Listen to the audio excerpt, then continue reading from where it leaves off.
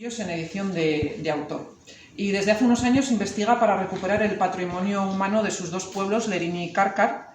Ha recuperado en total, entre los dos pueblos, a más de 60 personajes que los aloja a los de Cárcar en el blog Legado de Cárcar y a los de Lerín en el blog Lerín es Capital, así que se puede decir también que es bloguera. Hoy nos viene a presentar el último de sus trabajos y lo va a hacer aquí en primicia para nosotros, ya que no está todavía publicado en el blog. Y bueno, a la entrada os hemos dado a todos una copia del trabajo y que ha sido subvencionado por el ayuntamiento y se lo damos solo exclusivamente para los asistentes a la charla. Así que ya os dejo con Charo y cuando quieras, pues empieces. Gracias. Muy bien.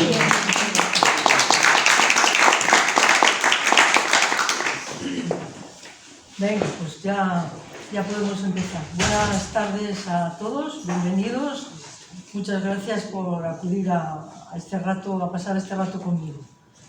Agradezco a Raquel la presentación, al Ayuntamiento la deferencia con los librillos y a la Asociación Sociocultural Bellavista por colaborar cada uno en su medida para que esto podamos hacerlo. Como ha dicho Raquel, llevo ya un montón de años investigando para recuperar personas desconocidas de Lerín que han dejado un pozo documental por el que acceder a ellas. Mi labor es seguir ese pozo, esas miguitas de pan que han ido dejando por el camino y desarrollarlo. Hay veces que pienso que no soy yo la que persigo a estos personajes, sino que son ellos los que me buscan a mí. Bien, estos personajes suponen un legado humano de gran importancia que es necesario conocer, valorar y custodiar. Poco a poco los voy sacando y dando a conocer a través de internet y por medio del blog Lerín es Capital, que es una buena herramienta, pero que no es la única, ni la más fiable, la de internet, ya que estos trabajos están pensados para estar convenientemente editados y conservados en un libro tangible. Y esa es la meta que persigo. Bien, sé además que hay gente que por distintas causas no accede al blog, no los puede leer, o no tiene cómo hacerlo, o no está acostumbrada a leer. Bueno, hay distintas causas, por lo cual esta tarde he querido hacerlo de un modo distinto. Quiero hacerlo de modo presencial, traerlo editado para que se vea algo, y aunque sea de copistería. Y además el trabajo lo presento en primicia porque no he hablado todavía de él, nadie lo ha conocido, salvo que ahora mismo conozcáis al personaje o sepáis de quién voy a hablar. Me motiva recuperar estos personajes por tres razones, que son cuatro ideas, que son conocer el patrimonio humano de Lerín para valorarlo. Si lo conocemos y lo valoramos, lo podemos divulgar y desde luego conservarlo. Para mí, de las cuatro, la más importante sería la conservación. Bien, estimo que la charla puede durar aproximadamente una hora, ya son las 6:10, con lo cual partimos un poco de ahí. Y si al final alguien tiene alguna duda o quiere hacerme alguna pregunta, en la medida que yo os pueda contestar, pues aquí me tenéis. Bien, quiero dividir además esta exposición en tres partes. Primero, mostrar el personaje y la primera etapa de su vida, después conocer su vida adulta hasta su muerte y una tercera parte que será su descendencia y una valoración final que será más breve. Esa tercera parte la intentaré hacer más breve. Bueno, en principio os advierto que esta historia tiene todos los ingredientes para hacer con ella una película, un peliculón, porque yo creo que no le falta, al señor no le falta de nada. Y empiezo la primera parte. Bien, el nombre del personaje de Inés, Matías de Anglés y Gortari. ¿Os suena alguien antes de haber visto el librico? Vale, solo para saber, a mí tampoco me sonaba. En los documentos está el que está Y bueno, en este caso lo he cogido desde que nació, lo he podido elaborar toda su vida hasta que muere, que es bastante complicado, pero en este caso se ha dejado. Matías se ha dejado. Bien, no tiene apellidos locales porque él no es sus padres, perdón, no son de Lerín. Su padre era un médico catalán de Lérida, concretamente de Belpuche, que viene a ejercer a Navarra. Se va a instalar en Olite y se casa con una chica que se llamaba María de Gortari y Lizarazu. Con ella va a tener 4 hijos. No se queda todo el tiempo en Olite, sino que va a trabajar en distintos pueblos de Navarra. De Olite se traslada a Artajona y de Artajona vendrá a Lerín. Aquí, ya digo que tiene 4 hijos y aquí nace Matías. Os voy a poner antecedentes de la fecha, será 1688, para que os vayáis haciendo un poco a la idea de la época en la que nos vamos a mover. Al año siguiente de nacer el chico, de nacer Matías, se va a morir su madre aquí en Lerín. Y bueno, quiero que os deis cuenta que, aunque el médico no era de Lerín, pues un médico tiene mucho que ver con el pueblo porque ha curado a gente, antepasados nuestros, digo nuestros porque también míos, ha atendido a la hora de la muerte. Quiero decir que un médico, cuando viene un médico de fuera, pues es algo muy entrañable para todo el mundo, para reconocerlo después. Bueno, al año siguiente, digo, muere la madre y el médico se queda con 2 chicos, porque los otros 2 ya se le habían muerto. Y se casa aquí con una chica de aquí, que se llamaba Isabel de Bruna, y con ella va a tener 2 hijas más. Y he hecho un árbol genealógico para que no nos liemos. El padre se llamaba Pedro José de Agnes, en principio era Agnes y luego cambiaron el apellido y se quedó en Agnes. Se casa con María, tiene 4 hijos, a Teresa, a Carlos, a Pedro y a Matías. De estos se van a morir 2. Y luego Pedro se casa con Isabel de Bruna y va a tener a Teresa y a Juana. Esto lo hago un poco para que, como si digo muchos nombres, igual podemos hacer un poco de lío. Bien, entonces, nos quedamos con que se ha casado con Isabel de Bruna. De aquí se va a marchar, la familia se van a marchar a Villafranca. Y de Villafranca van a pasar otra vez a Olite, que era el pueblo de la madre, como recordaréis, la madre de los chicos, ¿no? Y nos vamos a acercar al año 1700 a principios y el padre enferma en Olite. Enferma y muere. Y se quedan Carlos y Matías huérfanos de padre y de madre. Matías en este momento no llega todavía a 12 años. Y se quedan en manos de la madrastra lerinesa, se quedan en manos de Isabel. Y bueno, yo creo que el padre les aleccionó un poco y cuando en el momento de morir, pues se van los chicos al alcalde de Olite y les comunica que se ha muerto su padre. Entonces él va con el escribano a la casa y hacen un inventario de bienes de todo lo que había en la casa. Porque claro, aquí había un poco de lío. Por ese inventario se ha sabido que gozaban de un estatus holgado. Al inventario he accedido por medio del archivo de Navarra. Un día estaba Agustín, me llama y me dice: Charo, estoy en el archivo, ¿quieres algo? Y yo, sí, por favor, estaba entonces con esto y digo, mírame esto. Cogí además que intenté que fueran documentos de pocos folios para no liarlo. Y me dice: chica, tú sabes de qué va, pero yo no. Hay aquí unas cosas, yo no sé, pero hay un inventario. Le digo, por favor, cómpramelos, esos documentos, cómpramelos. Que te van a costar un montón. Le digo, que me da igual, cómpramelos. 17 euros me costaron aquellas fotocopias, pero bueno, cuando haces un trabajo, pues eso es como cuando te compras un libro y lo quieres leer, pues ya. Y por este inventario, pues he sabido que vivían en el Cogollico de Olite, en el barrio de dentro, en la rúa de dentro que le llaman, que es donde el palacio del castillo de Olite. que disponían de una buena librería, tenían abundantes libros, sobre todo de medicina y de filosofía, pero tenían también otros tipos de libros, porque además detallan libro por libro todos los que tienen. Entonces, he sabido que tenía, por ejemplo, La ciudad de Dios, que es de San Agustín, tenían el Satiricón, de Baltasar Gracián, y muchos otros que no pinta aquí tampoco alargar.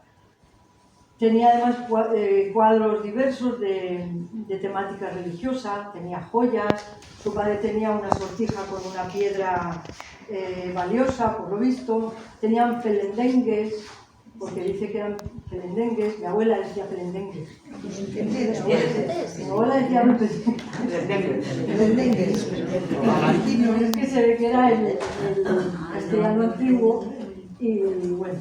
Y tenían muebles, se detalla cada uno de los muebles, tenían camas de 4 colchones, nada de jergones, tenían camas de 4 colchones, y una de ellas era con dosel, que claro, ya entendemos que era la del matrimonio, ¿no? Y tenía además abundantes tierras en Orite, que esta va a ser la madre del cordero. Tenía fincas, la mayor parte de ellas, de más de 30 rogatas. Además de documentos varios, muchos de ellos del convento de Santa Clara de Estella, que eso sí que no he podido saber por qué. Bien, se va a hacer tutor de estos chicos, se quedan solos, como os he dicho, y se va a hacer tutor de ellos un hermano de la madre, que se llamaba Juan de Gortari. Este señor vivía en Pamplona y era comerciante. Y ya se había llevado primeramente a Carlos para que estudiara con él. Y bueno, seguramente iba a ir también Matías, pero el padre se muere antes y ahora los coge y se los lleva de tutor, y en un libro de cuentas va a apuntar todos y cada uno de los gastos que estos chicos le van a ocasionar. Y todo esto lo van a descontar de la herencia, efectivamente. Bueno, como digo, Matías no tiene aún 12 años y el tío lo va a introducir en el palacio del virrey de Navarra. El virrey se llamaba Domingo Pignatelli Bajes, creo que era un napolitano, y su mujer era catalana. Ya veis que este chico, su padre era catalán y la mujer del virrey era catalana. Había en todo tiempo había una especie de protectorado entre todos. Los navarros apoyaban a los navarros, como hicieron en la congregación de San Fermín de los Navarros, que supongo que la conoceréis. Y en el caso de los catalanes, pues se apoyaban entre sí. Supongo que él fue un poco con el currículum, le digo, pues mirad, este chico se ha quedado, su padre era catalán y tal. Bueno, pues hablarían, me imagino, la mujer del virrey con su marido y le diría, ¿qué hacemos con este chico? El chico les cayó en gracia, el chico valía. Y, oye, pues, ¿qué te parece si lo mandamos a mi primo, que es el embajador de España en París? Pues venga, lo mandan deciden mandarlo a París, a casa del embajador. Claro, para ir a París, el chico lo tenían que hacer la maleta, le tenían que poner las ropas adecuadas. Voy yo ya a un pleito que había de 400 y pico páginas, me fui a Pamplona y me encontré allí toda la relación de todo lo que gastaba, el inventario de bienes que tenía el tío y todo lo que se estaba gastando el yunque. Entonces, por eso he sabido que le compra las mejores ropas y le va a comprar zapatos de cordobán, de piel de cordobán. Hay cosas que a mí no me suenan, pero ahí estaban, igual a alguno le suena. Medias negras de Castilla y otras de Barule, quita y pon. Jubón de raso verde y otro de paño contrahecho de Holanda, color café. Una chupa de cotolina blanca. Las chupas son como chalecos largos. Y cotolina supongo que será algodón. Una longarina, que es una capa, con forro de tela de Montalbán. Le va a comprar faldriqueras, camisas de lienzo, calzoncillos, pañuelos, gorbatas. Dice, el texto dice gorbatas. Todo hecho desastre, porque cobra además el hilo y los botones, todo ello está detallado y empleando las mejores telas del momento. el ajuar se completaba con un sombrero chambergo. No sé si os suena, la gracia de los sombreros chambergo. El chambergo digamos el gabán también es, porque mira el diccionario, y es el gabán. Yo siempre, mi padre decía, mi abuelo chambergo. Bueno, pues también el sombrero se llamaba chambergo, le costó 4 reales. Y tengo una parte que coge una parte del documento del inventario de bienes, y aquí pone que el 14 de julio, bueno, ahora casi, a que no le he pasado, sí, casi lo puedo porque aquí se me queda pequeño. El 14 de julio de 1700 se le hizo a Matías de vestir para ir, ¿lo entendéis? Sí. Para ir a servir a París con el embajador de España. Y se pasó lo siguiente, escrito por su mano es lo siguiente: 5 varas de paño de Inglaterra. Bueno, pues así va dando la relación de todo lo que el chico va necesitando. Bien. Con todo esto ya tienen la maleta y se van. Bueno, pues ahora quiero que nos detengamos un poco en esta fotografía. El chico se va, pero tenéis que ver a un chico que se ha quedado huérfano de padre y madre, que se acaba de morir su padre, que lo van a separar de su hermano, incluso de sus hermanas chiquiticas, que eran solo hermanas de padre. A mí este cuadro que me he encontrado me refleja, me hace empatizar con Matías en ese momento muchísimo. Está la tristeza, refleja miedo, incertidumbre. Va camino de una vida ilusionante seguramente, pero totalmente desconocida, a un país encima de otro idioma. Bueno, esta foto para mí es Matías a los 12 años. Bien, con todo bien dispuesto se despide de su tío, porque su tío además dice, el 7 de agosto del año 1700 marchó a París, 6 meses después de quedar huérfano. Lo llevan a Bayona, con un señor que lo lleva tienen que pagar el alquiler de la caballería, lo llevan allí a Bayona, allí le van a comprar un espadín, que un espadín no es una espada pequeña, un espadín es un arma distinta que la espada, que es más como de lujo, digamos, como de adorno, pero que es un arma letal, porque claro, atraviesa, y atravesaba mucho, y se usaba mucho en aquella época para pelear. Y aquí es donde yo veo a la triste, al capitán la triste con el sombrero chambergo, y un poco, ya es mayor, pero un poco quiero ver ahí a este señor. Bien, llega a París, de Bayona, yo no sé si fue en alguna diligencia que iba y venía de Bayona a París, ya ahí ya no se ve que paguen nada más. Sí que paga, porque luego todos los estudios que va a recibir el chico, pasando por Cajá, tanto él con la herencia como el tío apenas el dinero. Bien, el espadín le costó 11 reales, no lo he dicho. El embajador lo va a recibir con las manos abiertas. El embajador era también catalán, y ya digo que eso creo que jugó muy a favor de Matías. Le va a favorecer todo el tiempo y lo va a proteger hasta la muerte del embajador. Lo pone a estudiar y lo educa y lo refina en la corte de París. Y este es el marqués de Castelborrius, embajador de España. A este le podemos poner cara, las merendas francesas, ya veis, porque luego ya veréis que se queda es una francesa. Estamos en un momento crítico ahora en la historia de España, justo cuando llega él, un par de meses después. Va a morir el rey Carlos II, era el último rey de los Austria, y España se queda sin descendencia porque Carlos no tenía descendencia.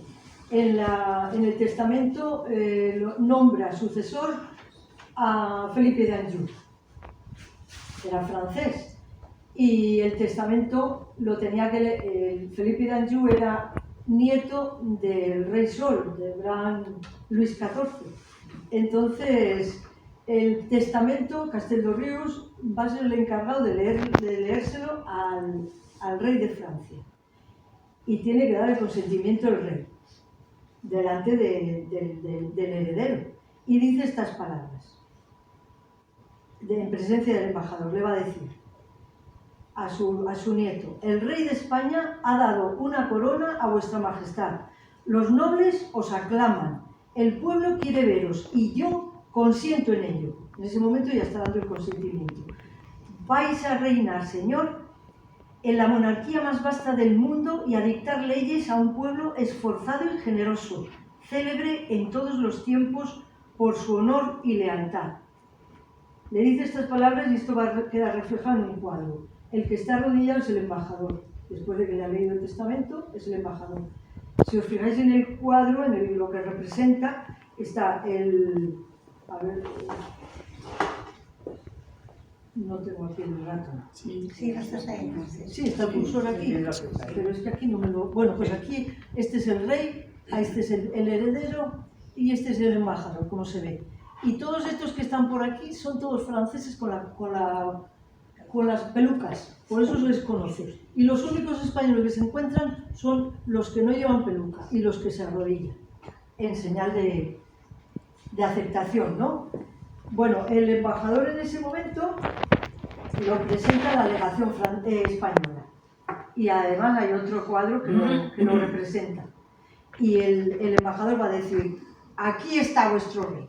Son palabras que han quedado en la historia, que si miráis en los libros, que es como yo lo he encontrado, pues lo podéis ver. Bien, se desata una guerra, porque no Felipe V, que es Felipe de Anjou, era el Felipe V, no entra en España de cualquier modo, porque los austracistas, los partidarios de esa dinastía, no van a estar conformes y se desata una guerra, la guerra de sucesión, y al final la gana Felipe y sube al trono Felipe. Como el embajador había apoyado a Felipe, lo va a recompensar, le va a hacer grande de España y le va a hacer virrey del Perú. Entonces, Matías va a acompañar al marqués en calidad de paje del virrey.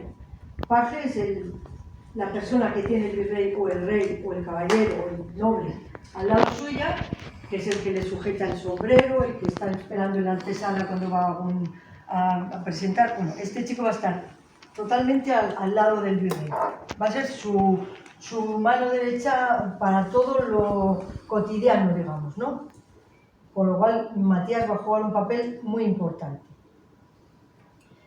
El virrey va a ir a Perú, pero pasa primero, no va directamente por Marsella y demás, sino que va a bajar a Cádiz, porque claro, como es español, tiene que salir de España. Tardan 5 años, desde que salen de París hasta que bajan a Cuba, hasta que parten, 5 años, porque hay muchos líos en España, el reino está débil y entonces pues los catalanes se revuelven, los portugueses quieren entrar por Extremadura, Gibraltar se lo llevan en ese momento los ingleses, aprovechando la debilidad. Entonces tardan bastante a partir. Llegan a Perú, porque es virrey de Perú. Este es el marqués de Castelldorrius, ya virrey del Perú. Este es el protector de Matías. Y llegan a la ciudad de los reyes, que era Lima. Entonces se llamaba la ciudad de los reyes. Y aquí el marqués seguirá siendo todo el tiempo marqués, además de virrey y demás. Va a implantar una corte totalmente afrancesada. Dicen que se mostraba en sociedad más francés que los propios franceses. Hay un autor que se llama Luis de Orueta que dice: toda su servidumbre era francesa. Francés el atuendo, franceses los muebles y porcelanas, franceses los jardines y el magnífico salón de espejos reminiscente de lo visto en Versalles. No sería así, pero lo intentó, el señor lo intentó. Francesa la cocina y la bodega, y francesas las soirées galantes que darían que hablar a los limeños. Una corte, implantó una corte muy culta, había comedias, conciertos, fiestas, música. Dicen que se llegó a creer un Luis XIV peruano. Chocó con la sociedad limeña, porque aquello no era nuevo, y le costó un poco a al virrey implantar eso, pero porque luego le acusaban. Bueno, no fue fácil, no fue nada fácil. En este momento a Matías el virrey lo va a subir de estatus, le va a nombrar gentilhombre de cámara. Imagino a Matías así. Un gentilhombre, este podría ser perfectamente Matías, ¿no? Tiene el mismo papel, pero ya con mayor estatus. Y además el virrey va a implantar en la corte una academia literaria para que haya más cultura y para que todo... Bueno, va a haber unos académicos, hasta 10 va a haber, y hacia mitad del recorrido de la academia, porque no va a durar más que 7 meses, porque el virrey va a morir enseguida, otra vez se va a quedar solo el pobre Matías, pues sí, pues a mitad del recorrido le va a hacer académico, lo va a nombrar a este chico, lo ha ido educando y lo va a hacer académico, y ellos se encargaban de hacer poemas. El día que hacían sesión, pues hacían una especie de comedias, hacían un concierto de música, y luego el virrey decía: hoy vamos a hacer un poema que se trate en las nubes y en lo que sea, en el cielo. Y ellos componían el poema a su manera. Y entra Matías, y claro, a los que eran todos nobles, gente muy formada y veterana, y mete este señor a Matías, y claro, al principio le llamaba, uno de ellos, el marqués de Brenes, le llamaba a Matías el garzón, el chico. Y otro le decía: Matías, cual dulce Orfeo académico se admira, además ampulosamente, que ya se le ve por la manera de decir. Anglés, decía otro, es una tintura de rosa que abrir comienza. Sin embargo, él se disculpaba con modestia en lo que llamaban las voces de su ignorancia. Él llegó a hacer poemas, no al lugar que lo leamos, pero para que veáis que queda en el libro de actas que dejó constancia de toda esta academia, que se ha estudiado muchísimo por ahí. O sea que esto, aquí lo acabamos de descubrir, pero esos libros están a la orden del día, ¿no? Bien, ya os digo que 7 meses va a durar la academia, porque el virrey muere.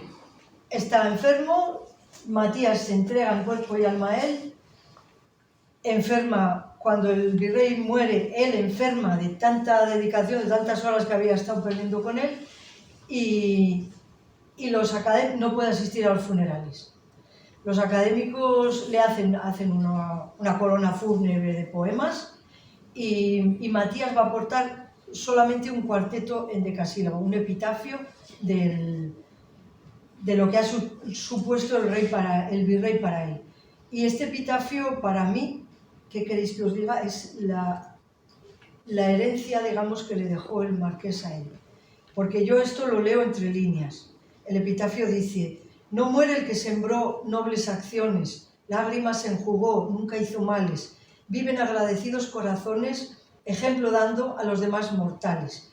Yo aquí leo, entre líneas: no muere el que sembró nobles acciones, me acogió, me hizo una noble acción. Me enjugó las lágrimas, lloré con él.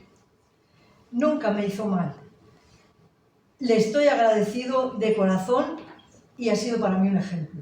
Yo, para mí, ahí leo, lo quiero leer así, porque es lo que él quiere decir. Hay un autor que se llama José de la Riva Agüero que habla de este epitafio y dice: en ese cuarteto endecasílabo del predilecto paje se advierten más emoción y decorosa verdad que en los demás elogios fúnebres de los académicos a su director. Él ya ha visto también lo que aquí había. Bien, como digo, Matías vuelve a quedar solo. Su protegido le deja 300 pesos en herencia y él tiene que seguir adelante con su carrera. Voy a hacer aquí un pequeño, porque aquí voy a acabar la primera parte, un pequeño resumen. Matías nace en Lerín, para que no se nos vaya. Matías nace en Lerín. Empieza, espera un segundo. Sí. Bien, el resumen de esta primera parte sería que Matías nace en Lerín, al año de nacer muere su madre, va a Olite y allí muere su padre y queda él con 12 años, su tío lo pone al servicio del virrey y este lo manda a educarse a París con el embajador. A este el rey le va a nombrar virrey del Perú y Matías se va con él en calidad de paje.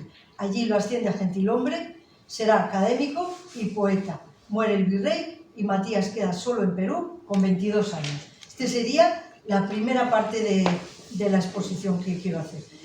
En Lerín quiero advertir que vivía su hermana Teresa y Matías le va a nombrar administradora de sus bienes en Olite. Ya no va a ser su tío porque ha muerto, Juan, y reclama estos bienes el hijo de Juan, que se llamaba José de Gortari, pero él va a mandar a Lerín los documentos dándole el poder de que la administradora sea su hermana Teresa. Y aún va a decir más, caso de que yo muera, quiero que mis bienes pasen al hijo de Teresa, porque después se va a casar en deshojo y va a tener un hijo que se va a llamar Matías, en honor a su tío. Bueno, ahora empiezo la segunda parte. Matías ya estaba viendo la problemática que había en Perú, así que se va a ir educando con los dineros con los que dispone y con lo que va haciendo, se va a educar, pero le faltaba una parte, le faltaba hacer carrera militar, con lo cual va a venir a España. Viene y se alista como cadete en el ejército, en el regimiento de las Reales Guardias, y es enviado a Ceuta junto con 16.000 soldados para defender la plaza de un asedio que duró en total más de 33 años. Le estaba asediando el sultán de Marruecos, que se llamaba el Muley Ismail, era Ismail Ibn Sarif, se llamaba. Consiguieron replegarlos con esos 16.000 hombres, los replegaron hasta Tetuán, pero hubo un brote de peste y los soldados se dieron retirada, o bien por los mandos o ellos se asustaron y se marcharon. Ese error que cometieron tuvo como consecuencia que volvió a ser asediada hasta completar los 33 años que voy diciendo. En su paso por la milicia a Matías le aporta ascensos y fama. Llega a Madrid, continúa siendo militar y aquí conoce a una chica que se llamaba Rafaela. No se va a casar con ella, pero la va a dejar embarazada. ¿Qué estamos hablando? ¿De 25, 27 años? ¿Cuántos años? Sí, más o menos. Pero eso ya Esto está en Madrid. es el siglo XVIII. Está en Madrid. Estamos en el siglo XVIII. Ya. Entonces... Ahora es el año 1722, una cosa así. Y esa edad ya es mucha edad, ¿no? ¿O no? Para- Era habitual a esa edad casarse o tener... Lo no sé, habitual era casarse. Lo raro es esto y esto, ¿eh? Esto y esto. y esto, vale, sí. El hijo se va a llamar Jacinto Pedro, le da los apellidos, Jacinto Pedro de Anglés, y a la partida de bautismo, que yo la vi en el archivo de Navarra también, dice: hijo de Matías de Anglés y Gortari, natural de la villa de Lerín, en el reino de Navarra, o sea, especifica perfectamente que había nacido en Lerín, y de Rafaela García, natural de Madrid. Bien, no sé qué pasó, no sé por qué no se casó, no lo sé. Lo que sí es que enseguida le va a nombrar el rey corregidor de Cajatambo, Perú. O sea, se tiene que volver allí. Yo manejo la posibilidad de que la mujer diga: yo ahora me voy con el crío pequeño hasta Perú. No sé, el caso es que no se casa. Aquí lo que ventilamos es que no se casó con él. Parte el 9 de julio del año 1723 y sea además en el navío en que se fue. Se llamaba San Francisco Javier y San Ignacio. No, dice San Francisco de Javier y San Ignacio. También en el archivo de Navarra. Se va en un barco que se le llama El Aviso. Mirad, antes viajaban a Indias en un convoy que le llamaban la Flota de Nueva España. No sé, supongo que habéis oído hablar de ella, ¿no? Bueno, no iban los barcos solos, iban un grupo grande de barcos porque se protegían entre ellos. Y como además veían que era muy problemática la ida hasta allí, que luego le salían los piratas, los corsarios y demás, y entonces decidieron ir protegidos con barcos militares.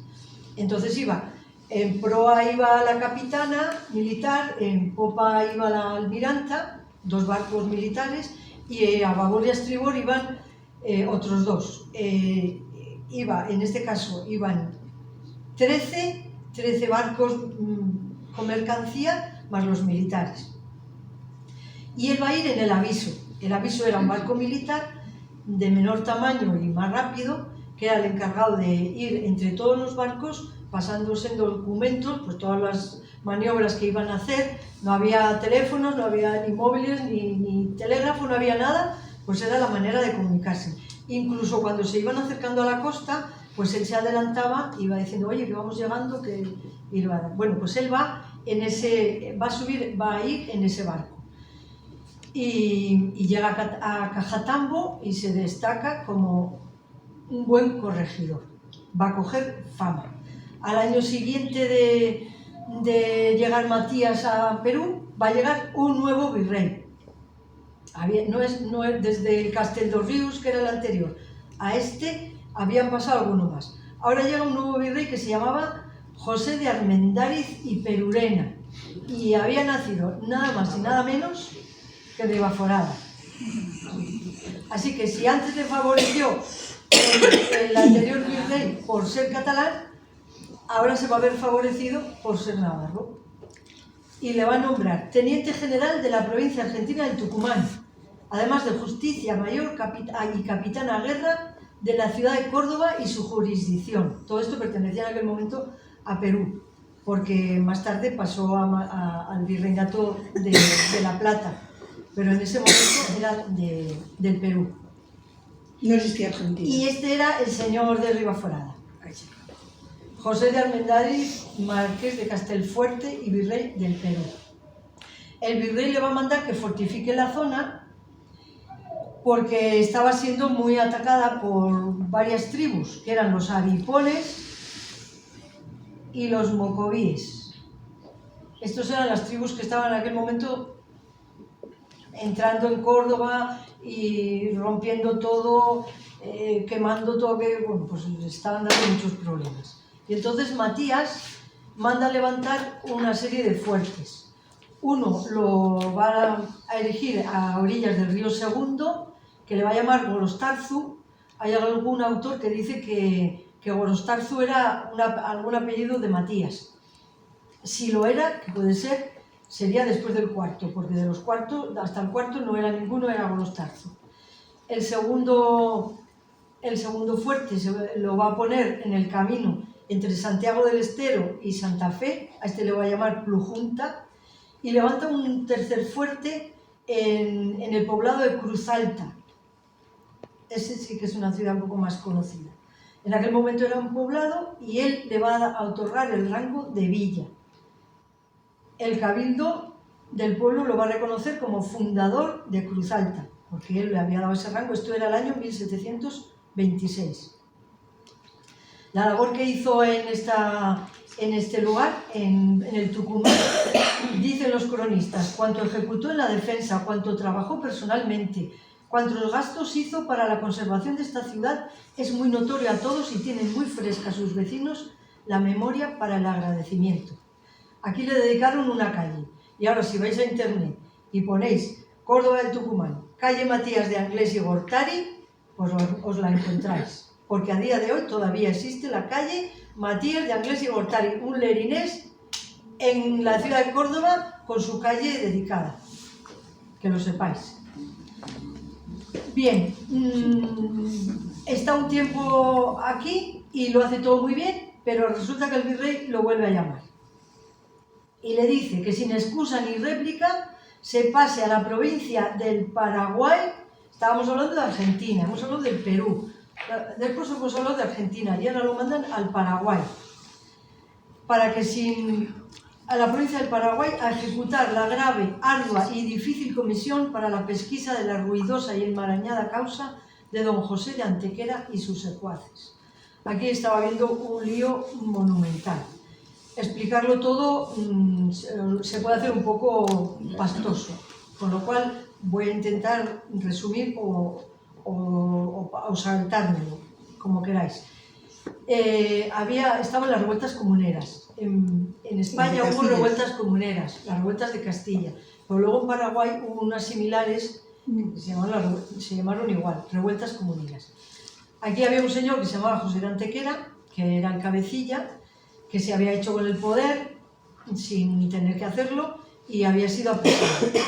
Entonces ahí, como digo, se había armado una marimorena y lo mandan a Matías en calidad de juez pesquisidor, que tampoco me sonaba a mí lo del pesquisidor. Las revueltas eran contra el virrey del Perú. Las revueltas, que todo era provincia, ¿no? Es que había mucho lío. Las revueltas implicaba a los jesuitas y implicaba a la corona, al modo de gobernanza. Este viene a ver qué había pasado aquí, porque el gobernador se había ausentado y le había usurpado el puesto y había apoyado a todos. Se trataba de que si las tierras, que si la manera de gobernarlas, que un poco de todo eso, porque ya digo que no quiero entrar en el libro, sí que lo explico algo más, pero es un poco enmarañado y no quiero que os canséis. Y si se os hace, pues me decís que abrevie, que yo quiero que estemos aquí todos a gusto. ¿Ok? ¿Lo que dices, Josécho? Estamos a gusto. Vale, pues, si no, me lo decís, que estamos en casa y somos todos de casa y conocidos. Bien, a Matías le precedía la fama. Iba por delante su fama y cuando se enteraron los antequeristas de que iba a ir él, dice que se llenaron de susto. Se llenaron de susto porque les remordía la conciencia, dice, por las operaciones tan escandalosas de los antecedentes disturbios. Le costó 14 meses hacer a Matías las pesquisas.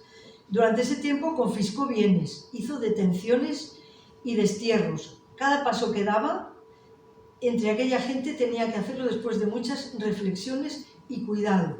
Y tenía que andar, que él mismo decía estas palabras, más templado que una vihuela. O sea, tenía que andar con pies de plata y bien y con tranquilidad. Dicen los cronistas, con rara destreza, fijaos, la actuación que tuvo Matías aquí, la consideraron de este modo. Con rara destreza allanó y venció muy fuertes dificultades.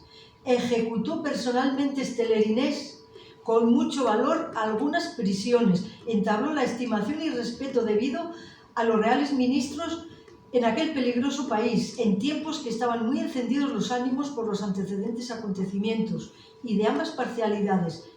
Se granjeó, Matías, tan singular afecto que se hiciera increíble a no haberse visto la aclamación que logró en los 14 meses que fueron necesarios para la total sustanciación y conclusión de la causa que actuó. Tela, ¿eh? Lo que están hablando de este chico de Lenin. Los jesuitas salieron mal parados, como digo, y aquí he cogido un fotograma de la película La Misión, porque cuando leáis el librico os daréis cuenta y os pondréis en situación de cómo eran, quiénes eran, cómo estaban. Yo creo que todos recordamos la película La Misión y vemos un poco. Las reducciones jesuíticas era eso, la refleja perfectamente la película. Y si vemos la película y leemos el librico, nos vamos a dar cuenta de que está todo muy relacionado. Bueno, con todo esto, él va a redactar un informe. Este informe es súper famoso. Ya digo, aquí no lo conocemos, pero si vais a internet lo podéis comprar, lo podéis leer. Lo vais a ver en un montón de visitas. O sea, tú cuando dices en internet el Matías de Anglés, la copia del informe que se hizo del general Matías de Anglés, pues os van a salir un montón de entradas que podéis verlo. Bien, no favorecía el informe a los jesuitas, no salía favorecido, y entonces hay alguien que dice que pudo pesar este informe para la posterior expulsión de los jesuitas cuando Carlos III los expulsa definitivamente. Luego vuelven, pero cuando hice también un libro donde uno de los jesuitas de Cárcar se tiene que ir expulsado y muere loco.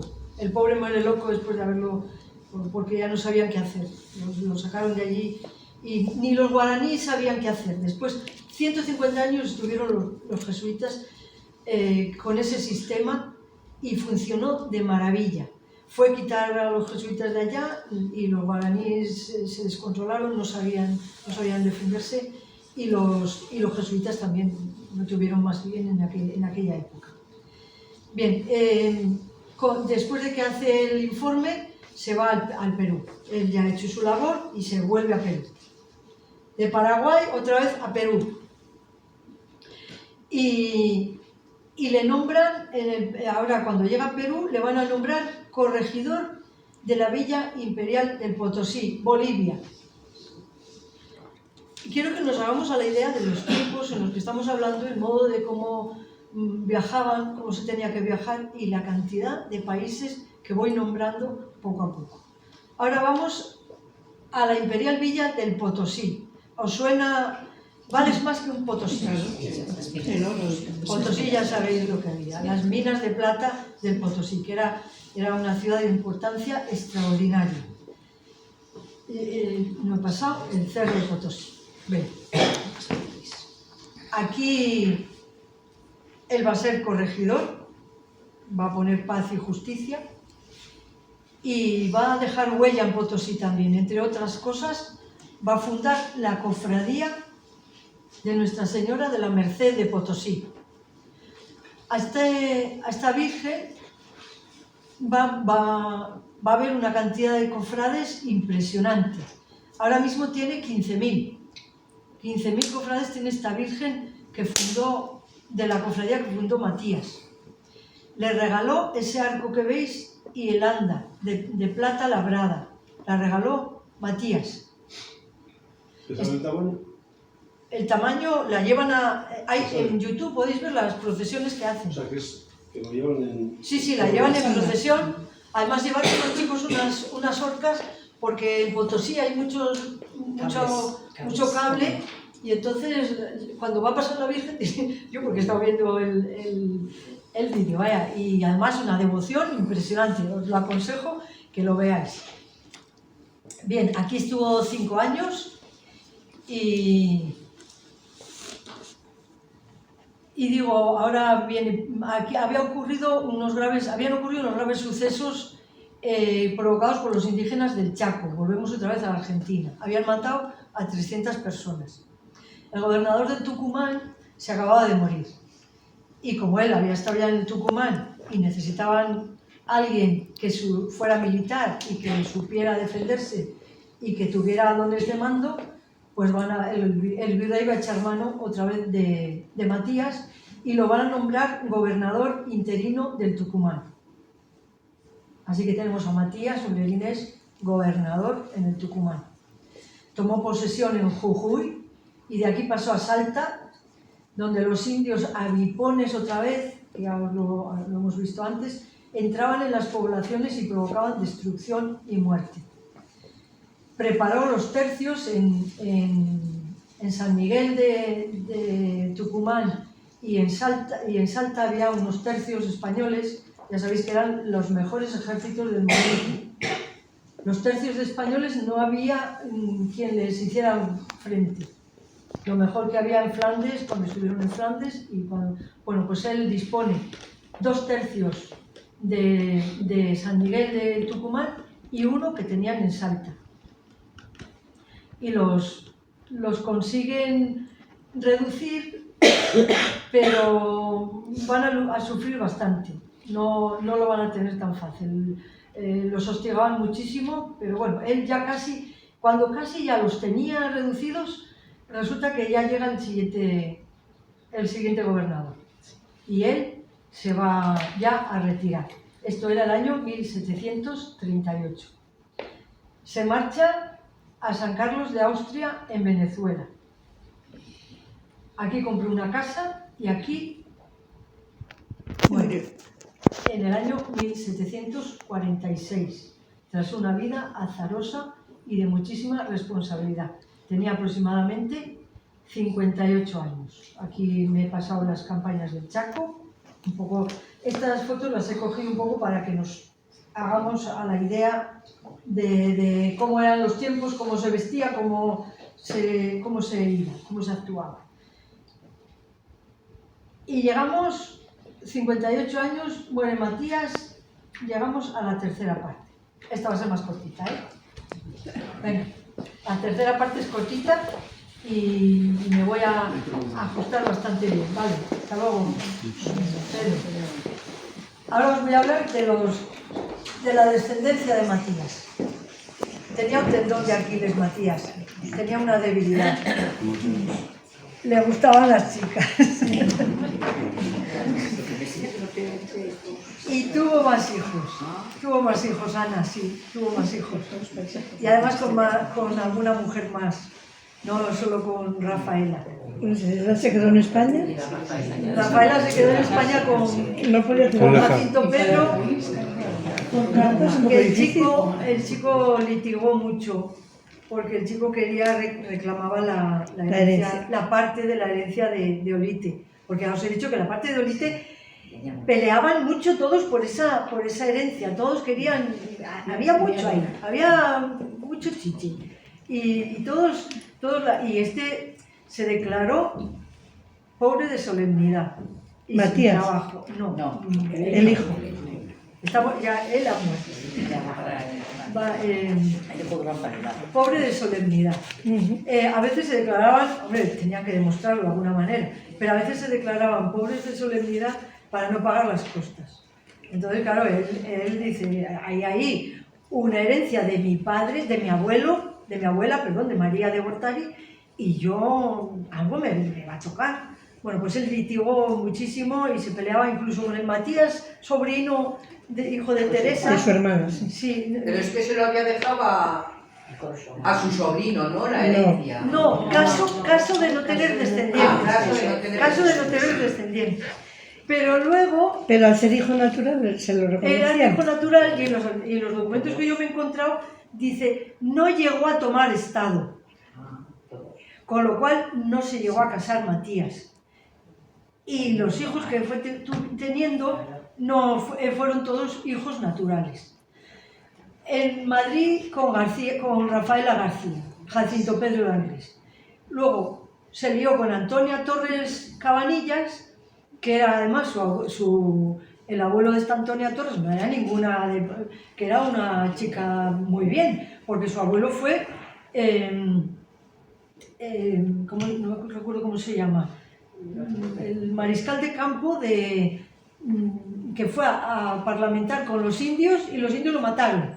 O sea, que era un señor, no era una chica que se quiso aprovechar.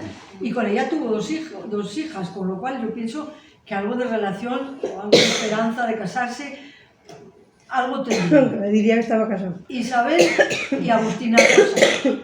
Estas chicas, pasados los años, los van a buscar desde la audiencia de allí de Perú, las van a reclamar, las van a buscar. Y las buscarían para decirles, tenéis una herencia aquí. Y luego con otra muchacha, que esta ya me parece a mí que tenía menos posibles, con María Ordóñez y Solís, lo pone Solís, va a tener a Gerardo y a Domingo. Gerardo será sacerdote por sus circunstancias, que las vais a ver en el libro, y ya digo que si queréis os las cuento, porque tienen tela también. Y Domingo seguirá los pasos de su padre, porque tiene tela, porque, bueno, voy a decirlo, se quedó la madre de Juan Chico en la puerta del capellán del convento de las Clarisas. Y lo crió el capellán, me imagino que con la ayuda de las monjas, y luego este chico se hizo sacerdote, pero luego se salió y se casó. Eso Gerardo. Y Domingo será militar, será también corregidor y seguirá los pasos de su padre. Incluso he encontrado su firma. Pues hijo, qué rúbrica, pues no te digo nada. Bien. Para repetirla, ¿eh? Aquí ahora puedo hablar de la testamentaria. La testamentaria está en los archivos de Caracas. Ocupa 45 cajas, con una cantidad ingente de folios increíble. Más de 1000 y más de 2000. Increíble. No he podido acceder, claro. Al testamento no he podido acceder. Se pidió en España, está en el archivo de Indias, está guardado. ¿Llegó algo a Lerín? ¿A la hermana Teresa llegó algo? No lo sabemos. Hombre, teniendo tantos hijos ya es un poco más complicado, ¿no? Sí. Es una historia, yo creo que tremenda. He hecho una pequeña reflexión al final, que es lo que os voy a leer ya para terminar, esta pequeña reflexión, porque es tan vasta y tan densa la historia de Matías, tan vasta como desconocida.